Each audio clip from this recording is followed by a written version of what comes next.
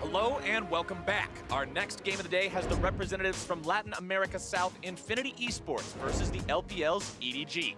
Loading up on the blue side, Infinity Esports, with Relic in the top lane, Solid Snake in the jungle, Cotopaco in mid, Renyu bottom, and support Arce. Facing them on the red side, it is EDG with their top lane array. In the jungle is Haro in place of Clearlove, mid laner Scout, bot laner iBoy, and their support Mako. Of course, Haro is coming in for Clearlove this time around for Edward Gaming. We haven't seen him so far, so we'll get to see what he can do here on the second day of competition for this team. Yeah, and ladies and gentlemen, you can already see that we are straight into the draft. The last time that these two teams met, it was a very one-sided affair for Edward Gaming. That is a very conservative way to put it. It was the most one-sided game we've seen so far in the play-in. Yeah, I think that's fair to say as well. Scout found himself a solo kill, iBoy and Mako finding a lot of kills down towards the bot side of the map, and Infinity, they will want to change things up, and they're going to start off by changing some things in the draft, largely with the Alistar ban coming in along with the Tahm Kench as well. They will keep the Akali ban,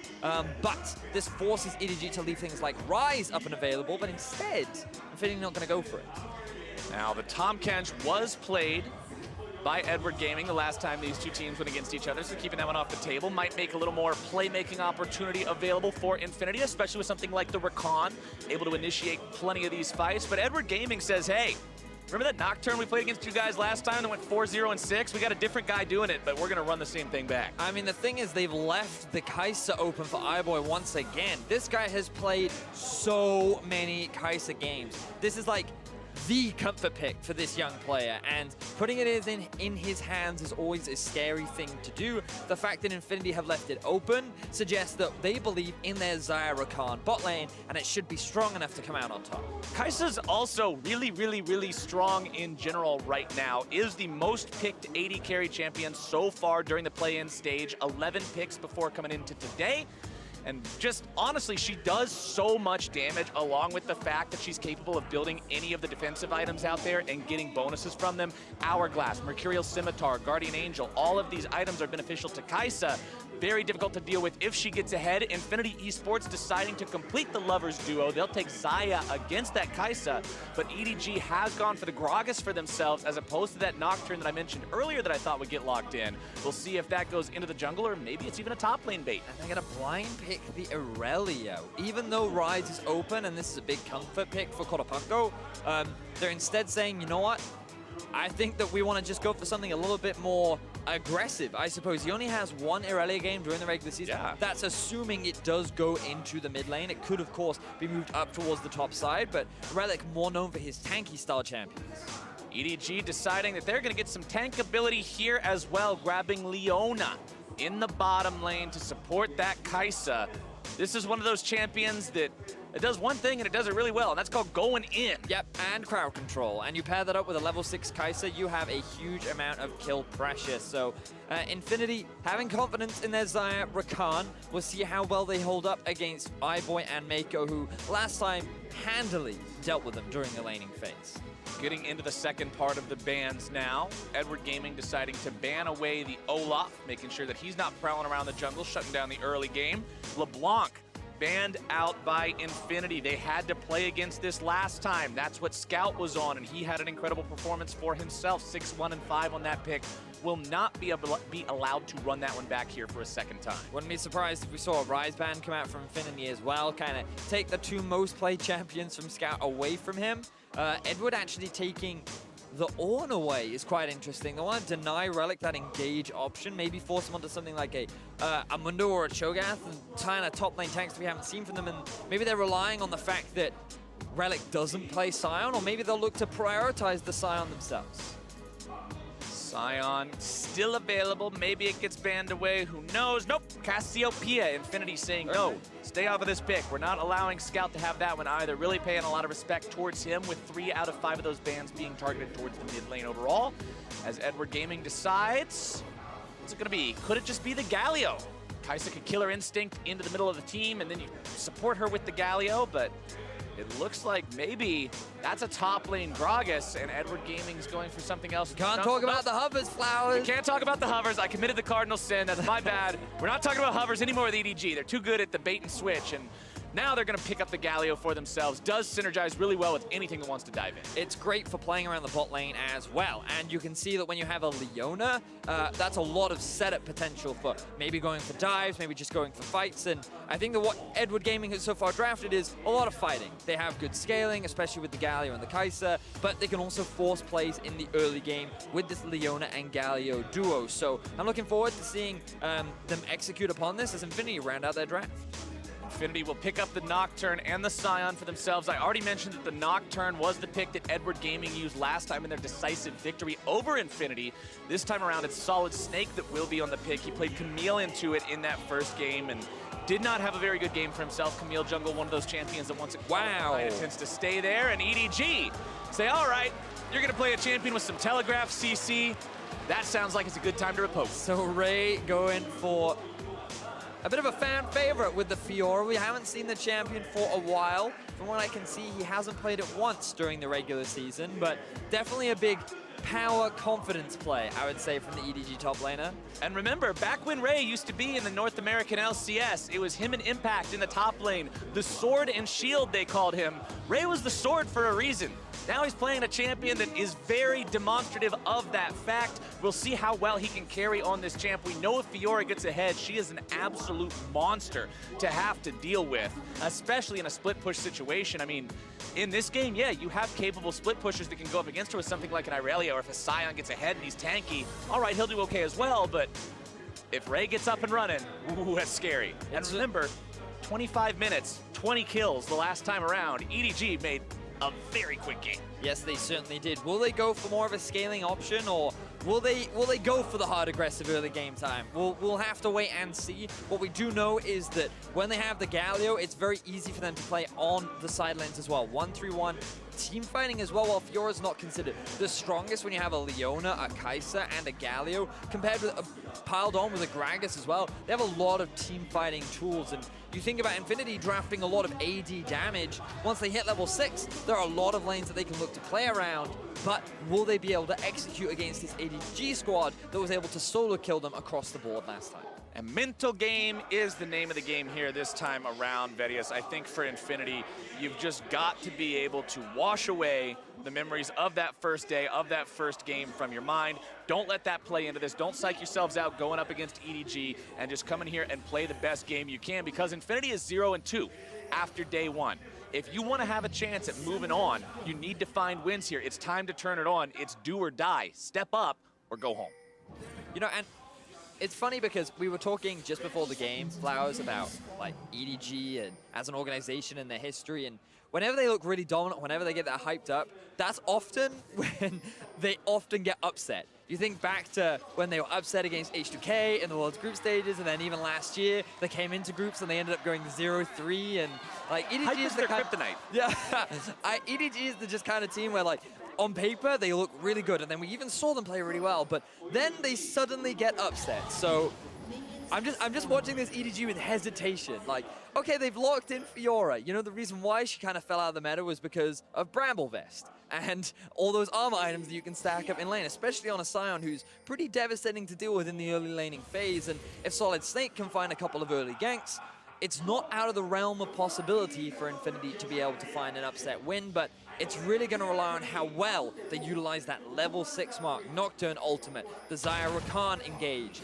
They need to be the ones to get a jump on the gun before EDG can start the snowball roll. But EDG is one of those teams that early game is just how they play League of Legends. They seem so in their element in the early stages, and we'll see if Infinity can do anything about that. And for Infinity, man, this is the first time that Rainbow 7, formerly known as Lion Gaming, hasn't represented the region internationally. Infinity's got some pretty big shoes to fill. If you show up to play-ins as the first team that isn't Rainbow 7, and you have a very poor performance, well then the question becomes, why didn't we just send Rainbow 7? What is this? You've got to make your region proud. That's what these guys want to do. As Scout. Oh, not again, not again. Good Lord, man. Remember that Scout did solo kill Kurapako last time, but it was a LeBlanc into Lulu matchup. I half expected it. This is Irelia into Galio. You definitely should not be getting that low this early on into the game. You have to respect the early game Galio damage just a little bit more. But Scout doing what he often does and just likes to get in your face. Scouts having a good time so far. I mean, EDG is one of those teams that heading into play-ins, people looked at it and said, yeah, this is one of your powerhouse teams here. This is a team everybody expects to get out. Everybody expects to take first seed, and for good reason. They made it all the way to the quarterfinals in the LPL summer split before they were eliminated there, then won through the gauntlet, which of course did put them at third seed, so it's why they're competing in the play-in stage right now. But this squad has some players on it that have plenty of experience under their belt. It also has players who have emerged into the scene more recently but have just had superstar performances like iBoy. This guy in the bottom lane who the very first game that he played against Infinity, also playing on the Kai'Sa 9-1-2. That's not the kind of number that you can just scoff at.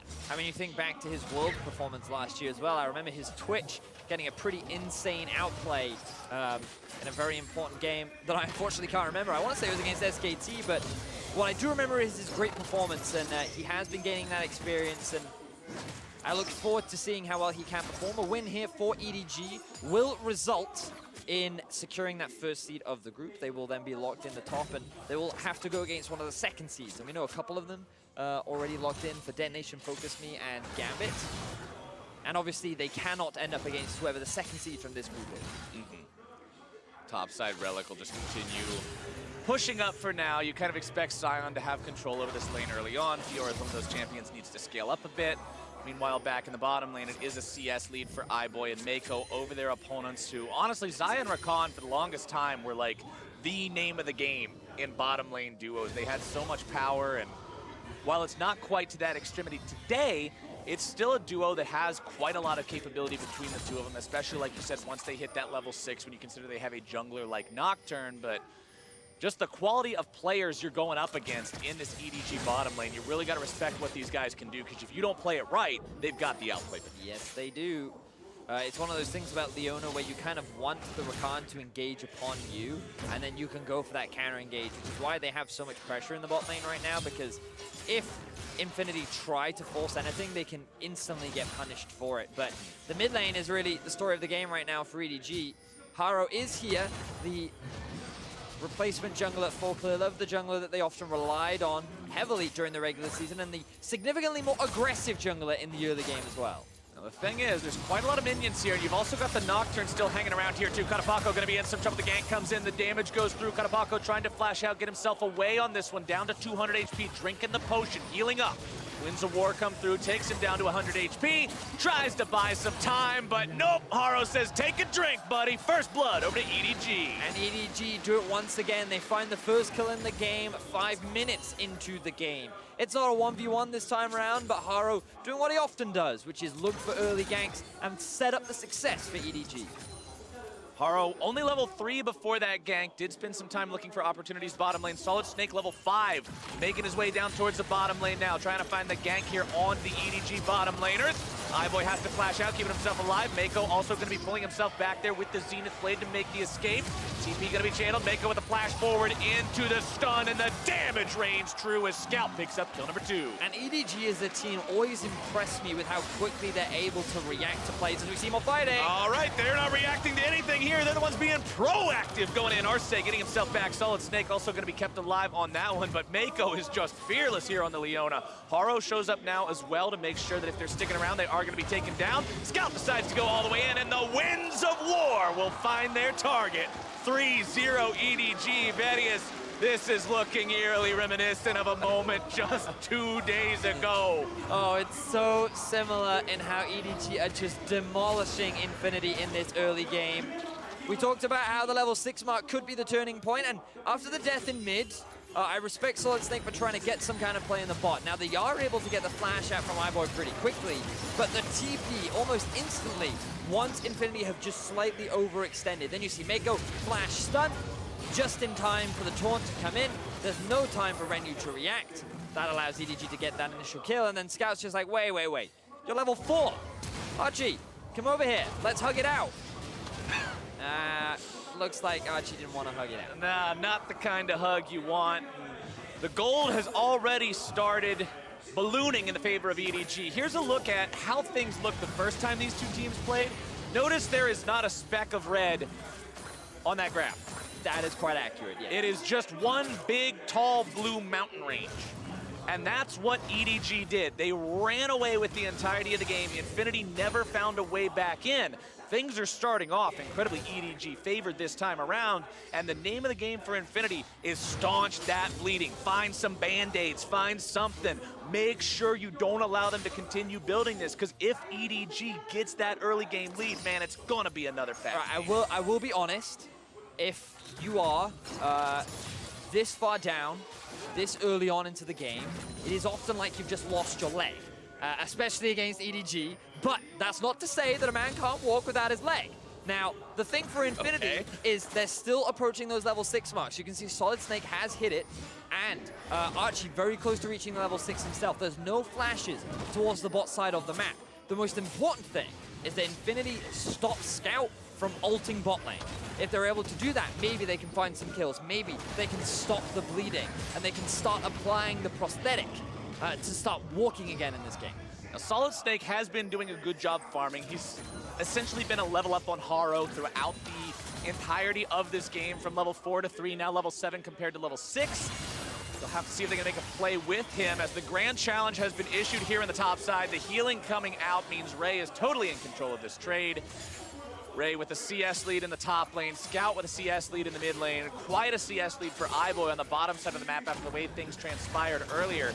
EDG is taking over all across Summoner's Rift, and now they're deciding that the one unconquered territory they have is the neutral objective. So why not head on over, grab some early bonus damage for your team. Infernal Drake picked up for Edward Gaming. Just 9 minutes in, it's another element going in their favor. Yes. So EDG just using the early game lead that they have to secure a couple of extra objectives. Again, though, the level 6 marks have been hit. Ultis are available. This is where I kind of want to see Infinity try to force a play before the gold lead gets insurmountable from the side of EDG. Haro is there first, though, and you can see Mako sitting in the brush. Predator has been popped. Predator pop, but Zenith Blade missing from Mako means that EDG decides to call this one off, at least for now. Haro coming back around, seeing if maybe he can find the explosive cask into something. Doesn't want to risk going underneath the turret, getting charmed up and chain CC'd, bursted down. The Gragas isn't tanky. Stopwatch just now comes online for him as the clock ticks 10 minutes. Haro going for the cautious play there, not wanting to overcommit to something when you're already ahead like this. I can respect that one. As mid lane, you can see Scout heading up towards the top part of the map. The Scion ultimate noise means that Relic's heading back to lane with that one. A Solid Snake might be setting something up here on the bottom side. All right, here we go. There comes the play. It's going to be 3v3, though. They ran it on the side of EDG, but they're still going to lose their AD carry. He's already been taken down. The damage goes through, and now Mako might be in some trouble here himself. Solar Flare coming out, not going to find the mark. Oh, the enemy AD carry, a double kill over now to the side of Infinity Esports. Can they make it a triple? The auto won't find its way in, but they've got the fight.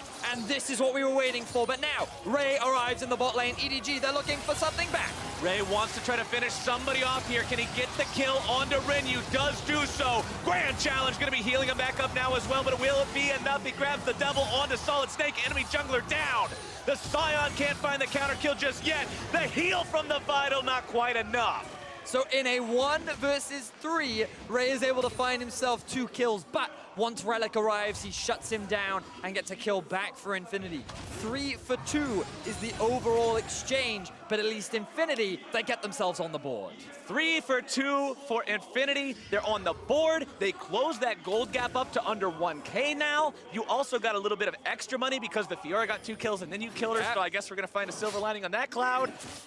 You've still got ways to go, but this team strikes back. That's what you wanted to see from Infinity. The ability to fall behind and still stay relevant. Nice moves there from Kotopako, getting himself away from Scout and back to his turret. So this is what we wanted to see from the team. They hit the level 6, and then they try to force a play. Now, while the jungler from EDG was there for the counter gank, the burst from Solid Snake and Renyu was more than enough to secure the kill onto iBoy, and we said it, they didn't have their summoner spells available. It was really unlucky that they couldn't quite secure that kill, but then Ray joins the fight. Infinity, they just want to push the wave out before they go for the reset, and while the TP comes in immediately, Ray just does more than enough damage combined with the healing to find the kills needed to at least get something back for EDG. EDG still ahead in this game, but it's not going to be one of those games that you just completely get to take over from start to finish. Infinity fighting back so far, getting value out of the Nocturne ultimate, and again, that's the name of the game. use Solid Snake, find advantages with the paranoia, collapse and punish, use the burst potential, the wombo combo that this duo lane of Rinyu and Arce have.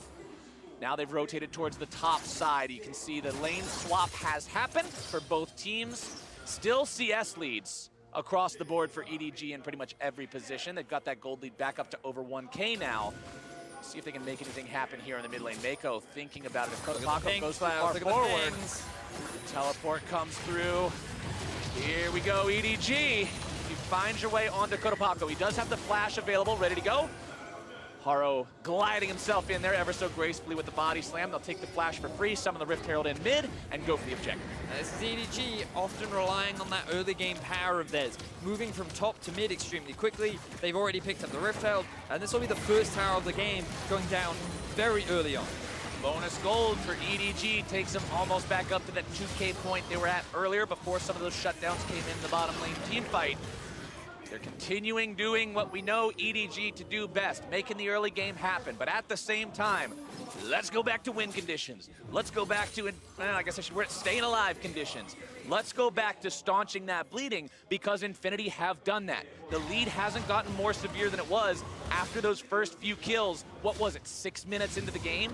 You've almost survived another 10 minutes without the lead getting completely out of control. And if you can get EDG into the mid game without them just completely dominating the game, you stand a chance. Yes, you do, because EDG, especially with Haro, once they get past the 15-20 minute mark, is when they start to make mistakes, when they start to get overzealous. They try to force way too many plays, and that is a window of opportunity for Infinity. You know, the fact that EDG often make those mid-game decision errors and can't just rely off of an early-game snowball. So that's why kind of slowing the snowball down is really important for Infinity, and the fact that Kotopako is able to avoid that gank is a very big deal, but they still lose the tower, and it doesn't mean that Infinity can just sit back and let EDG control the map. They need to be proactive themselves, and again, it revolves around this bot lane. Arce and Rinyu, combined with Solid Snake, need to be the ones to try and force kills onto iBoy, but it's going to be that much harder now that his summoner spells are back up. You can see this EDG gank squad roaming around right now, seeing if they can make any plays happen. Predator going to be channeled from Haru. Looking for the engage here. EDG moving forward, 4 men strong. Infinity ready to maybe make a counterattack go through here. Scion ultimate up towards the fight, looking to start something off. Scout goes in, able to find the 3-man taunt into the Winds of War now as well. Looking to channel the LC, not going to be able to do it. Arce's already going to be taken out of the fight though as the Irelia ultimate finds its way into the middle of the mix. Infinity still looking to strike back. Its health bar's low on all sides as Haro's going to drop the Relic. They're still going to find more damage at the taunts. The shutdown credit over to Galio, grabbing the kill onto the enemy Scion. Ray gets the kill to Kotopako. It's a double kill for him. Solid Snake's also going to be dropping as EDG is popping off. They take down everybody on Infinity except for Rinyu. And EDG find themselves 4 kills for 1. This was the kind of team fight that Infinity wanted to avoid at all costs, but EDG make it happen regardless. The wombo combo was beautiful as they funnel Infinity into this choke point and find kill after kill and a 4,000 gold lead. You can see on your screen right there, gold difference at 15 versus EDG. They were down 6,000 gold in the first game. This game, they were down 2,000, but that team fight just changed the story and pretty much doubled that up to 5K at 16 minutes. That means that although things were looking better up until that fight, this made everything so much more dire. Let's take another look. And I love the confidence from Scout to just flash in, get the 3-man taunt, the immediate Leona follow-up into the Galio ult follow-up. While you don't get the Galio ulti off, the damage reduction still applies, so it buys a little bit more time, especially with Haro using the stopwatch there to allow Ray to find the kill, get the ultimate down, bring the regeneration in, and if that regen hadn't come through, maybe Infinity could have found a few more kills, but they couldn't pull it off. They end up losing 4 members, and now that gold lead is a 5,000 deficit. Things have gotten dicey pretty quickly here for the side of Infinity as EDG off the back of that fight feels very comfortable moving forward into this mid-game with a 5,000 gold lead. Topside, Scout will be the one pushing towards this tier 1 turret on the Galio. Already has the Rod of Ages stacking up, almost up to 10 stacks on that one. Has 7 out of 9 kill participation, the most on the team. Working on the Zhonya's Hourglass next and just smashing that turret out of the picture. This guy has been so critical for EDG so far. Yes, and it's going to be even more critical as fights get later into the game. Remember that Infinity are very heavily built around AD damage, so EDG can just keep stacking up armor. That's why you're seeing the early Zhonyas come through. Ways in which they can come back, maybe if they can find picks onto EDG's members in the side lane. Look for a dive onto Scout, maybe catch Ray out of position. Things get harder and harder when you're at this big of a deficit this early on, and for Infinity, they're kind of clutching at straws to find ways back into this game. And let's talk about Ray for a second, though, because he's got the Ravenous Hydra already completed. Black Cleaver's almost done as well. This is the get away Scion, I'm taking the turret whether you like it or not kind of build. You're not really going to suffer a lot of lasting damage because you're just going to heal it all off on the minion wave anyway. That means the only guy that will be able to answer him as the game goes on in the split push will be the Irelia, and Cotopaco only just now completed Trinity Force. He is nowhere near as strong as this Fiora is. Unfortunately not, and when Fiora gets a lead in a side lane, she's really hard to kill. Like, yeah, really hard. It's and that Black Cleaver, severe difficulty. I would put it on like level 9 of the level 10 challenge scale. Especially for any of the members on Infinity. You said it in Champ Select, maybe the Aurelia can hold her in a side lane, but even then, it gets to a certain point where unless Aurelia has a strong enough early game lead, she's going to get out-dueled. It's a tough task for Infinity. They really are relying on EDG to just make those mistakes. And again, they have done it in the past, but the last time these two played, EDG were pretty cutthroat in how they ended the game. Absolutely, they did end that game at 25 minutes or so. So Infinity definitely wants to make this one last longer than that, but it is up to largely EDG at this point to overcommit to something. It's up to Infinity to be ready to punish. You brought up earlier that you love the reaction time of EDG on that first play in bottom lane, saying, oh hey, teleport opportunity, let's punish right now, go, go, go, go, go, go, go, go. That's what Infinity needs to be able to do if EDG oversteps.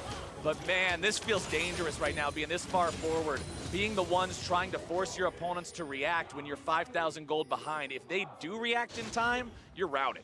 Look at the Galio moving down towards the mid lane.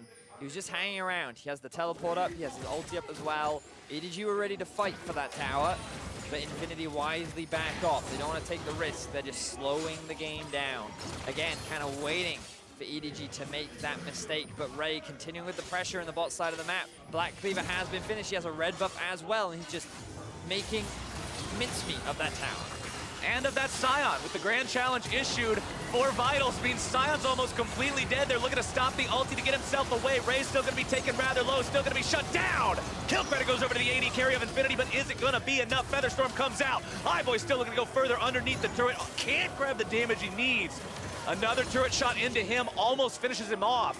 It's a 1-for-1 at the end of the day. They shut down the enemy top laner, and for Infinity, that fight is okay. Topside Scout with the outplay takes down Cotopaco in the 1-on-1.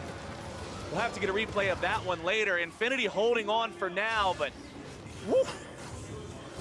Big stuff there for EDG, but again, it also highlights the mistakes that we were talking about. Ray diving a Scion without the full support from his team. He ends up losing his life too, which means that Infinity end up trading 1-for-1, but then of course the solo kill happens towards the top side, and I like the ambition from Cotopaco, the fact that he tries to dive Scout underneath his own tower to try and secure a kill, a small advantage back in favor of his team, but they were not quite able to pull it off. They do keep the bot tier 2 alive for the time being. The gold gap has not snowballed even further in favor of EDG, but still heavily in control of the game, really dictating the pace, forcing Infinity to constantly react to whatever EDG throw at them. Infinity has got to be comfortable on their back foot because they are going to be on it for most of, if not the rest of this game.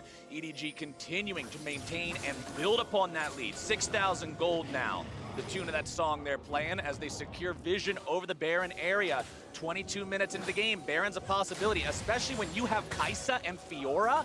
If you get a couple of picks and you can set this team up to take that objective, it is easy money, Vedia. Oh, it certainly is. EDG are doing exactly that. They pushed out the mid lane, they've got the vision set up around it. At the very least, they could force Infinity to come fight them. And EDG, they're more than happy to fight at this point in the game. I don't know if they can see Arce. I don't think they can. He needs to be careful. But EDG, they're not quite aware of where he is. Now, we were talking earlier about, okay, how are Infinity going to make things happen after the early game didn't really go their way, and we talked about Solid Snake, about how he could do something with a Nocturne ultimate. Tell me, Vedius, as an avid Nocturne player, if you have a Warrior Enchantment and just now bought Black Cleaver, and you're in this state of a game, you probably don't want to go in too far, do you? Nope, you really, really don't. And it's because of how squishy you are. And boy! Killer Instinct, not quite killer enough. Killer intent this time around, but EDG will continue to four-man push into the mid lane. Ray backs off from the bottom side to rotate up to the team fight if they needed him. EDG backing everyone away towards that Baron now. Renyu has no ultimate. He has no flash. They know that. They're ready for that. Scout channeling the taunt. Not going to get anything out of that one. Expecting Infinity to maybe face check the brush. Ray's still hanging around the bottom lane. Does have a TP ready to go, but is half HP.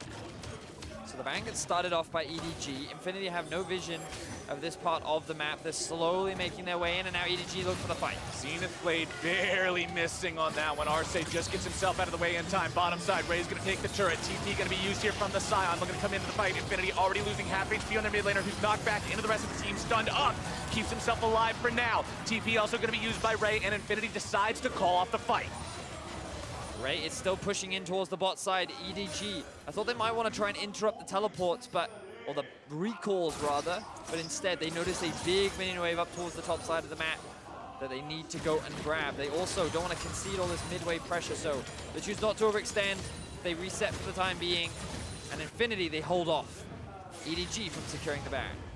EDG demonstrating some patience here as the gold lead continues to build to the objectives being taken by Ray. 7.5 thousand gold, 24 minutes into the game. They were pretty much on the Nexus at this point the first time these two teams played, so it has been a better showing from Infinity this time around, but considering just how outclassed they seemed the first time these two teams fought, Infinity, no one expected Infinity to win this game coming into this. They were the absolute underdog. They would have to pull off some kind of an incredible adjustment from game number one to find the win here. They've made good adjustments. I like what I'm seeing from them this game compared to the first game, because the first game was a complete wipe. Yes. This game, they've struck back. They've found moments of success. Yep. But it's still not enough. EDG just seems so far in control. Outside of a major error, I don't see how you come back into the game, but they're going to look to do it right now. Looking to find the team fight initiation is Infinity, but Solid Snake's going to be taken low already. They get Iboy! Aces, but Iboy's already going to be killed. The double kill over to Paco. Infinity have found multiple members of EDG. Scouts now in some trouble underneath the turret, but they're still looking to collapse with the full might of the team. Arce's in the back line. Infinity needs to finish the rest of them off. Mako's going to be taken low. Scout's going to be taken low. Shut down over to Paco. More damage coming through. You gotta be kidding me. Ace, Infinity Esports. Infinity find the dream team fight against Edward Gaming. The Baron is in their eyes. They have all 5 members alive. And Infinity, it is happening. Get in my time machine with me, Vedius. We're going back to Worlds 2017 right now. EDG up against SKT, 10,000 gold. It's a mid lane team fight. It's a Rakan flank from the left bush, and it kills everybody. And it does it here again. Infinity do it. They pull off the miracle, they find the team fight, and the initial engage, it even misses. It doesn't land onto Iboy, but everything else does. Look at that stun into knockup. Paco dives onto Iboy, who's chained CC for so long. The peel doesn't come out fast enough. EDG gets split apart, and then the chase comes down from the rest of Infinity. Such a fantastic fight. Beautiful execution, and all the pieces finally come together as EDG fall to Infinity. I couldn't have cast or cursed it at a better time. If you're an Infinity fan, saying it seemed almost impossible barring a major error from EDG, but the execution was so good there from Infinity to catch them off guard. Again, the sense of deja vu. That is almost the exact same spot SKT did it a year ago. And redemption for Paco as well. He played that team fight phenomenally, and after being solo killed twice against Scout, he finally makes a fantastic team fight happen for his team. And now Infinity 5 members alive, all Baroned up, are knocking on the doors of EDG's base. All Baroned up, both barrels blazing, marching down the mid lane, seeing if they can break the EDG base. They've got ults ready. We talked about it, Flowers. EDG, once they get past the 15 to 20 minute mark, that's when they start to let the ball slip. That's when they start to slow down. And Infinity, they capitalized upon that moment. They saw it and they made it happen. You can see Infinity with first Baron have a record of 13-0 and they're going in again. RFA's going in yet again, looking to find that initiation. They're still underneath the turret though. This could be good. We'll see if they can find the damage. iBoy's out of the picture. This could be the team-winning fight. We'll see if they're able to find the damage over the rest. Manko's already going to be brought down. Scout as well. Infinity Esports, you just did it! Infinity, 5-0 once again, will rip through the heart of EDG and find the upset win. To infinity and beyond, the Nexus in their sights. God bless, they take down EDG.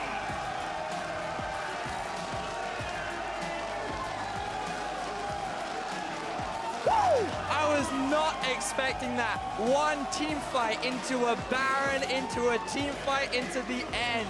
Infinity, they make it happen. And now this group has been blown wide open. You know, we talked about it, man. We talked about it. EDG, we came into this game saying, you know what? With all the hype built up around it's their weakness. It's their weakness, man.